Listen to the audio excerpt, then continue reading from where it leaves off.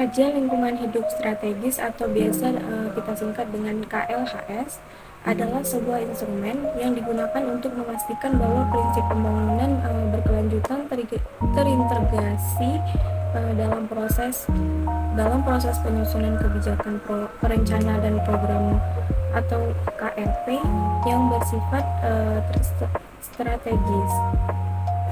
Ini bertujuan untuk menganalisa dampak lingkungan hidup yang telah disusun, memprediksi resiko terhadap lingkungan hidup, menyusun rekomendasi untuk meminimalisasi dampak negatif dan memaksimalkan dampak positif kebijakan rencana dan program terhadap lingkungan hidup. Kemudian juga memastikan bahwa kebijakan rencana dan program yang disusun selaras dengan daya dukung dan daya tampung lingkungan hidup. Dan selanjutnya, kajian lingkungan hidup strategis wajib dilakukan untuk beberapa jenis kebijakan rencana program seperti yang pertama itu rencana tata ruang wilayah, yang kedua rencana pembangunan jangka panjang daerah, yang ketiga rencana pembangunan jangka menengah daerah, yang keempat kebijakan rencana dan program sektoral yang berpotensi menimbulkan dampak penting dan dampak penting atau kumulatif terhadap lingkungan hidup. Berikut ada contoh kajian lingkungan hidup strategis yang dilakukan di Indonesia, yaitu kajian lingkungan hidup strategis rencana tata ruang wilayah nasional tahun 2009 sampai 2039, yang dimana menganalisis dampak rencana tata ruang wilayah nasional terhadap lingkungan hidup seperti deforestasi atau pencemaran air dan emisi gas rumah kaca. Kajian lingkungan hidup strategis ini juga memberikan rekomendasi untuk meminimalisasi dampak negatif rencana ruang wilayah nasional terhadap lingkungan hidup. Kajian lingkungan hidup strategis memiliki beberapa manfaat juga, antara lain membantu pengambilan keputusan dalam membuat kebijakan, rencana dan program yang berkelanjutan dan ramah lingkungan, mencegah kerusakan lingkungan, kemudian meningkatkan kualitas hidup masyarakat dan mendorong pembangunan ekonomi yang berkelanjutan.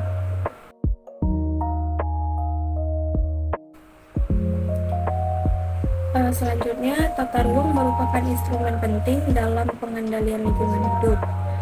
Tata ruang berperan dalam mengatur pemanfaatan ruang secara terpadu dan berkelanjutan, sehingga tercipta keseimbangan antara pembangunan ekonomi, sosial, dan kelestarian lingkungan. Fungsi tata ruang dalam pengendalian lingkungan hidup ada beberapa fungsi, yaitu yang pertama pengaturan pemanfaatan sumber daya alam. Itu tata ruang harus menentukan lokasi dan intensitas pemanfaatan sumber daya alam seperti hutan, air, dan mineral untuk mencegah kerusakan lingkungan. Yang kedua, pengendalian pencemaran lingkungan, yaitu tata ruang mengatur penempatan kegiatan yang berpotensi mencemari lingkungan seperti industri dan permukiman untuk meminimalisir dampak negatifnya terhadap lingkungan tersebut. Yang ketiga, pelestarian kawasan lindung. Tata ruang melindungi kawasan lindung seperti taman nasional, cagar alam, dan hutan lindung untuk menjaga keanekaragaman dan fungsi ekologisnya. Yang keempat, mitigasi bencana alam. Tata ruang dapat membantu memitigasi bencana alam seperti banjir, tanah longsor, dan gempa bumi dengan mengatur tata guna lahan dan bangunan di daerah rawan bencana. Contoh penerapan tata ruang itu dalam pengendalian lingkungan hidup, penetapan kawasan industri. Jadi tata ruang menentukan lokasi kawasan industri yang jauh dari pemukiman dan kawasan lindung untuk meminimalisir dampak pencemaran. Yang kedua, pembangunan ruang terbuka hijau. Jadi tata ruang ini mewajibkan pembangunan ruang terbuka hijau di kawasan permukiman untuk meningkatkan kualitas udara dan air.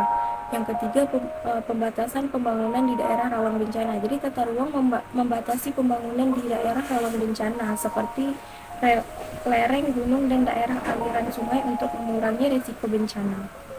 Habis itu Selanjutnya, jadi tata ruang merupakan instrumen penting dalam pengendalian lingkungan hidup. Dengan penerapan tata ruang yang baik diharapkan dapat tercipta keseimbangan antara pembangunan ekonomi, sosial, dan kelestarian lingkungan.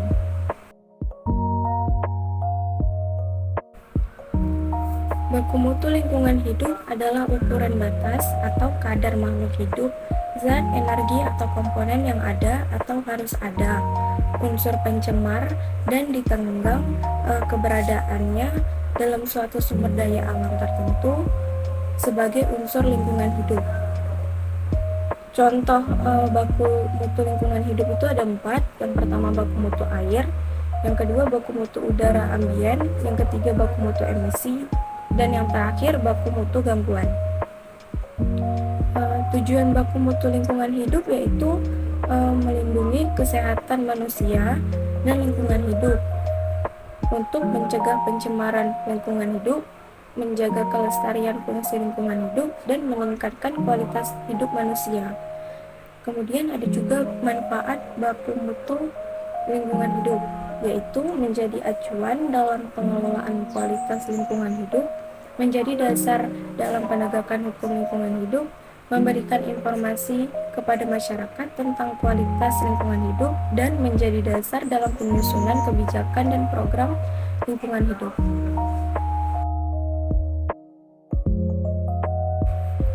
Kriteria baku kerusakan lingkungan hidup adalah ukuran batas perubahan fisik, sifat fisik, kimia, dan hayati lingkungan hidup yang dapat ditenggang oleh lingkungan hidup untuk dapat tetap melestarikan fungsinya. Kriteria baku lingkungan hidup ini terbagi menjadi 3 jenis. Yang pertama itu kriteria baku kerusakan fisik. Ini mencakup perubahan pada sifat fisik lingkungan hidup seperti penurunan kualitas air, itu akibat tumpahan minyak di laut. Yang kedua, pencemaran udara akibat kebakaran hutan. Yang selanjutnya, degradasi tanah akibat alih fungsi hutan. Kemudian kerusakan hutan akibat penebangan liar. Terus yang kedua, kriteria baku kerusakan kimia mencakup perubahan pada unsur kimia di lingkungan hidup seperti pencemaran air. Contohnya itu seperti pencemaran sungai akibat limbah industri, kemudian pencemaran tanah akibat penggunaan pestisida, pencemaran udara akibat emisi gas buang kendaraan. Yang ketiga, ada kriteria baku kerusakan hayati. Ini mencakup perubahan pada keanekaragaman hayati di lingkungan hidup seperti penurunan populasi spesies, contohnya itu pemburuan liar, hilangnya habitat, contohnya pembangunan infrastruktur di kawasan hutan, eutrofikasi, contohnya itu pencemaran air laut akibat limbah peternakan.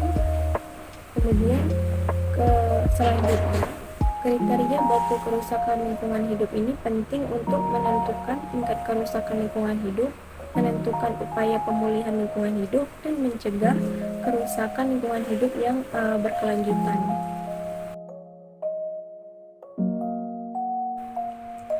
AMDAL merupakan kajian mengenai dampak besar dan penting suatu usaha atau kegiatan yang direncanakan terhadap lingkungan hidup.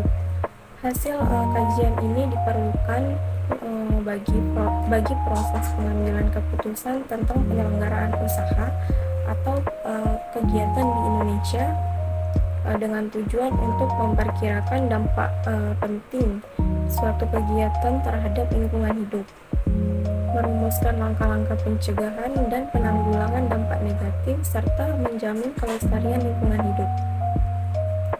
Kemudian jenis-jenis AMDAL itu ada 3. Yang pertama AMDAL lengkap, AMDAL ringan, kemudian UKL UPL, yaitu upaya pengelolaan lingkungan hidup dan upaya pemantauan lingkungan hidup.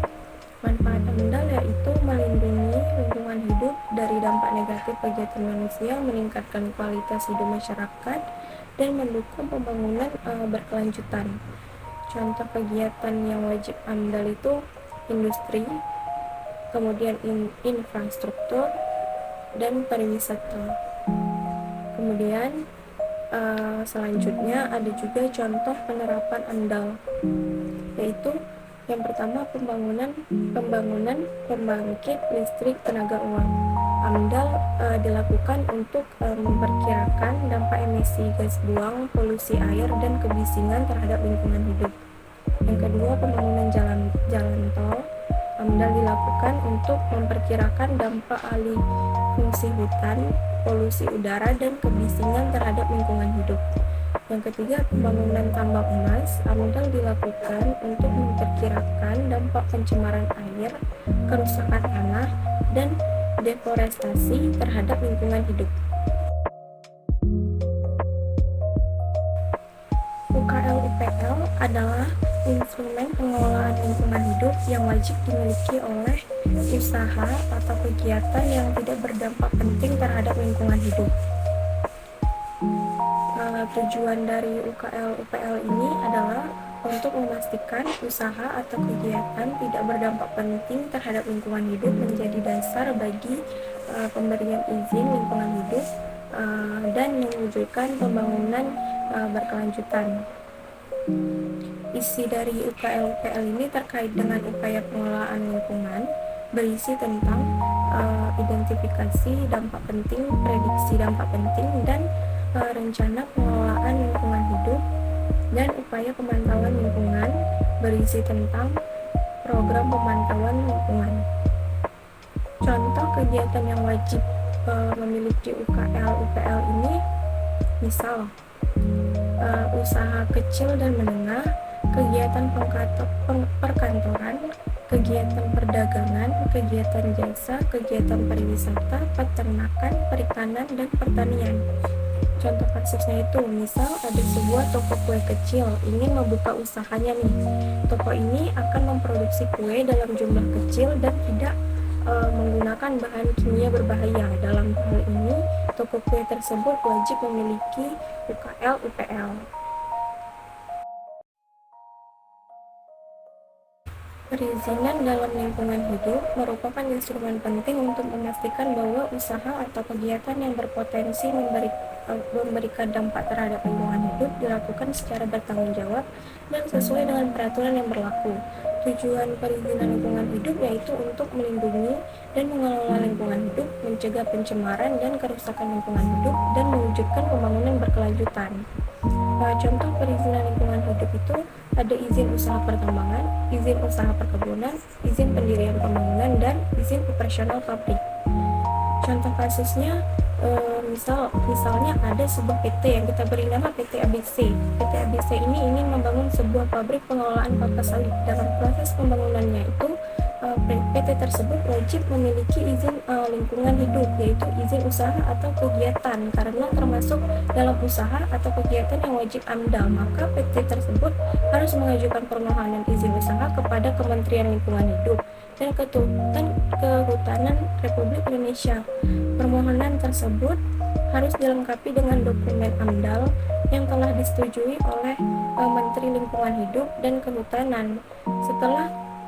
Kemudian setelah dokumen lengkap dan AMDAL itu disetujui, maka Kementerian Lingkungan Hidup dan Kehutanan akan menerbitkan izin usaha kepada PT ABC ini.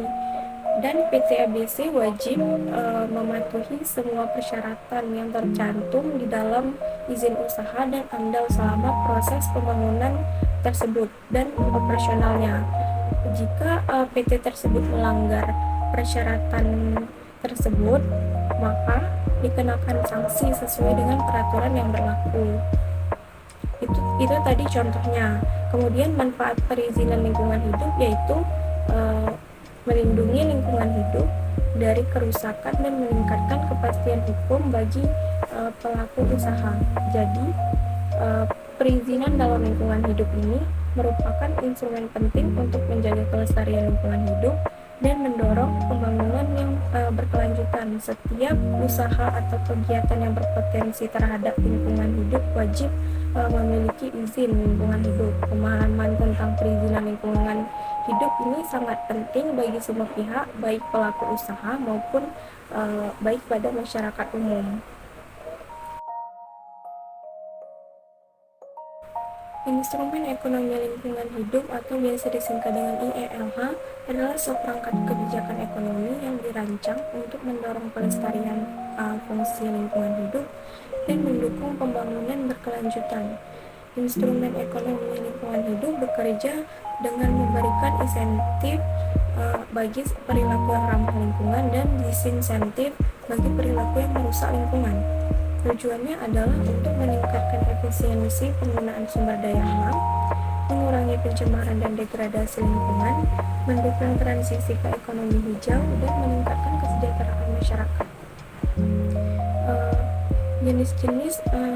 Jenis-jenisnya yaitu instrumen berbasis pasar dengan penetapan harga, pajak lingkungan yang dikenakan pada produk atau kegiatan yang mencemari lingkungan seperti pajak emisi karbon, pajak bahan bakar fosil, pajak air limbah, kemudian subsidi atau bantuan keuangan yang diberikan kepada kegiatan yang ramah lingkungan seperti subsidi energi terbarukan, subsidi kendaraan listrik, perdagangan emisi, yakni sistem yang memungkinkan perusahaan untuk membeli dan menjual izin emisi.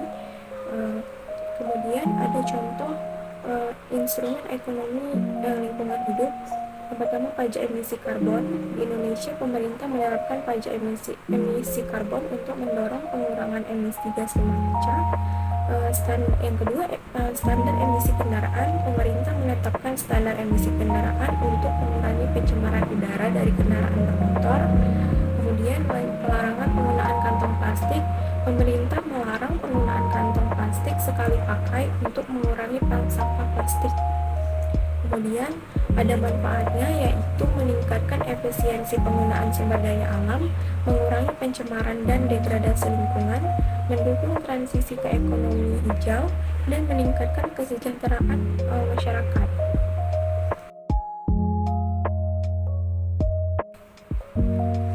Peraturan Perundang-undangan Lingkungan Hidup merupakan instrumen hukum yang mengatur tentang pengelolaan dan perlindungan lingkungan hidup. Berikut adalah beberapa peraturan perundang-undangan yang penting. Yang pertama ada Undang-Undang Dasar Negara Republik Indonesia tahun 1945 pada pasal 28A H ayat 1 menyatakan bahwa setiap orang berhak hidup sejahtera lahir dan batin, bertempat tinggal dan mendapat lingkungan hidup yang baik dan sehat, serta berhak memperoleh pelayanan kesehatan. Yang kedua, Undang-Undang Nomor 32 Tahun 2009 tentang perlindungan dan pengelolaan lingkungan hidup. Undang-Undang PTLH merupakan peraturan yang paling komprehensif tentang lingkungan hidup di Indonesia. Undang-undang ini mengatur tentang hak dan kewajiban setiap orang dalam perlindungan dan pengelolaan lingkungan hidup, baku mutu lingkungan hidup, AMDAL, izin lingkungan, pengelolaan limbah B3, konservasi sumber daya alam, penanggulangan pencemaran dan kerusakan lingkungan hidup, penegakan hukum. Kemudian ada Peraturan Pemerintah Nomor 27 Tahun 1999 tentang analisa mengenai dampak lingkungan PP AMDAL. Mengatur tentang cara penyusunan dan penilaian AMDAL. AMDAL wajib dilakukan untuk usaha atau kegiatan yang berpotensi menimbulkan dampak penting terhadap lingkungan hidup. Kemudian ada Peraturan Pemerintah Nomor 27 Tahun 2012 tentang izin lingkungan. Peraturan Perundang-undangan Izin Lingkungan mengatur tentang tata cara pemberian izin lingkungan. Izin lingkungan wajib dimiliki oleh setiap orang yang melakukan usaha atau kegiatan yang wajib AMDAL atau upaya pengelolaan kualitas lingkungan hidup, upaya pemantauan lingkungan hidup. Jadi contoh penerapan peraturan perundang-undangan lingkungan hidup ini, misalnya ada sebuah PT yang ingin membangun pabrik baru. Sebelum membangun pabrik, PT tersebut wajib melakukan AMDAL untuk mengetahui dampak lingkungan yang akan ditimbulkan oleh pabrik tersebut. Jadi setelah AMDAL disetujui, PT wajib mengajukan lagi izin lingkungan kepada pemerintah.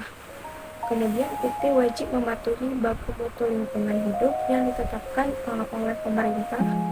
PT juga wajib melakukan pengelolaan limbah B3 sesuai dengan peraturan yang berlaku. Jika PT tersebut melakukan pelanggaran terhadap peraturan perundang-undangan lingkungan hidup, maka PT tersebut dapat dikenakan sanksi oleh pemerintah.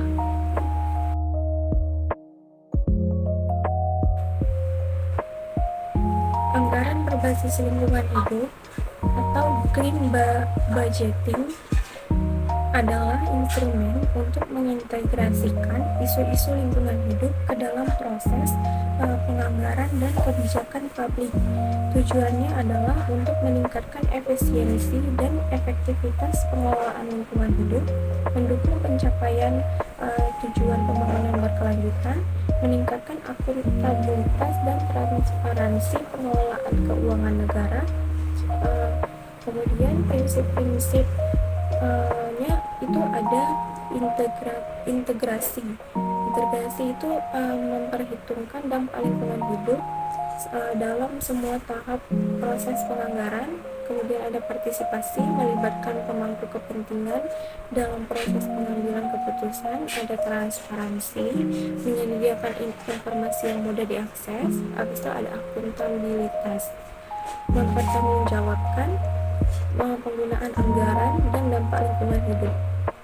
Contoh penerapan anggaran berbasis lingkungan hidup yaitu pemerintah dengan mengalokasikan anggaran untuk program-program pelestarian lingkungan hidup, memberikan insentif bagi usaha ramah lingkungan, menerapkan pajak lingkungan perusahaan dengan melakukan audit lingkungan, menerapkan sistem manajemen lingkungan, dan mengembangkan produk ramah lingkungan. Sedangkan dari pihak masyarakat dengan menggunakan produk yang ramah lingkungan, menghemat energi dan air, dan menjaga kebersihan lingkungan, yang manfaatnya itu untuk meningkatkan kualitas lingkungan hidup, mengurangi pencemaran dan kerusakan lingkungan, meningkatkan efisiensi penggunaan sumber daya alam, menciptakan lapangan kerja ramah lingkungan, dan meningkatkan kesehatan masyarakat dan juga meningkatkan kualitas hidup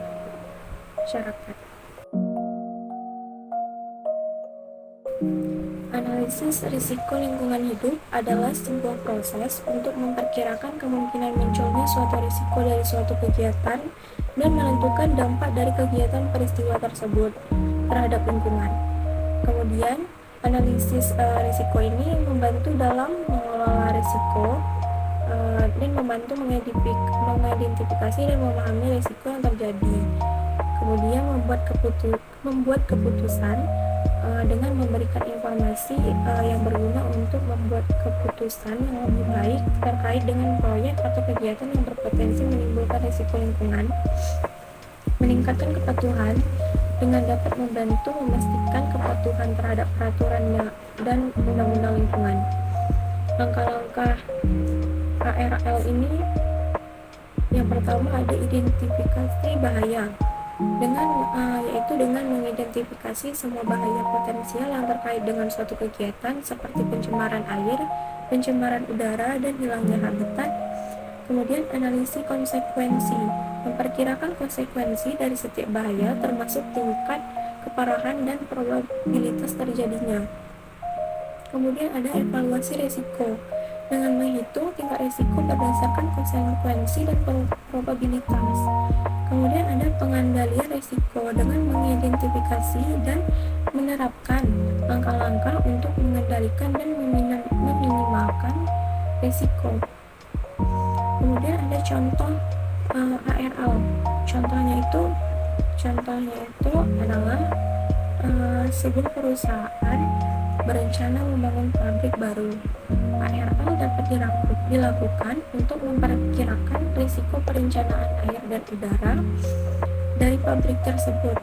Jadi hasilnya itu dapat digunakan untuk menentukan langkah-langkah yang diperlukan untuk meminimalkan risiko, seperti memasang sistem pengelolaan air limbah dan filter udara. Manfaatnya itu yaitu membantu dalam pengambilan keputusan yang lebih baik, meningkatkan kepatuhan terhadap peraturan dan undang-undang lingkungan, meningkatkan pengelolaan risiko lingkungan, dan meminimalkan dampak negatif terhadap lingkungan.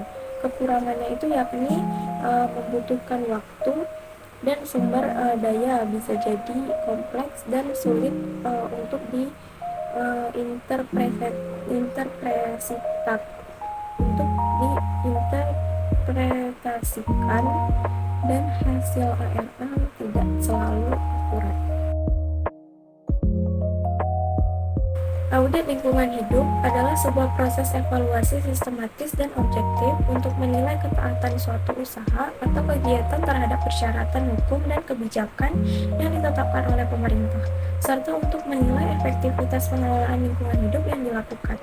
Audit lingkungan hidup ini memiliki beberapa tujuan, di antaranya yaitu menilai ketaatan terhadap peraturan perundang-undangan di bidang lingkungan hidup, mengevaluasi efektivitas pengelolaan lingkungan hidup, mengidentifikasi potensi pencemaran dan dampak lingkungan, merekomendasi perbaikan dan peningkatan kinerja pengelolaan lingkungan hidup, meningkatkan kesadaran dan tanggung jawab terhadap lingkungan hidup. Kemudian juga selanjutnya, berdasarkan sifatnya, audit lingkungan hidup ini dapat dikategorikan menjadi dua, yaitu audit sukarela dan audit wajib. Audit sukarela dilakukan atas inisiatif sendiri oleh perusahaan atau organisasi, sedangkan audit wajib dilakukan berdasarkan peraturan pemerintah seperti AMDAL atau izin usaha. Ada juga beberapa contoh penerapan audit lingkungan hidup, yaitu perusahaan manufaktur melakukan audit untuk memastikan kepatuhan terhadap baku mutu emisi dan limbah. Di industri pertambangan melakukan audit untuk mengevaluasi dampak lingkungan dari kegiatan penambangan. Pemerintah daerah melakukan audit untuk menilai efektivitas program pengelolaan sampah. Jadi audit lingkungan hidup juga memiliki banyak manfaat nih, yaitu meningkatkan kepatuhan terhadap peraturan lingkungan hidup, meningkatkan efektivitas pengelolaan lingkungan hidup, mengurangi risiko pencemaran dan dampak lingkungan, dan meningkatkan citra perusahaan atau organisasi serta meningkatkan daya saing perusahaan. Baik, itu saja yang dapat saya sampaikan. Lebih dan kurang saya mohon maaf. Wabillahi taufiq wal hidayah. Wassalamualaikum warahmatullahi wabarakatuh.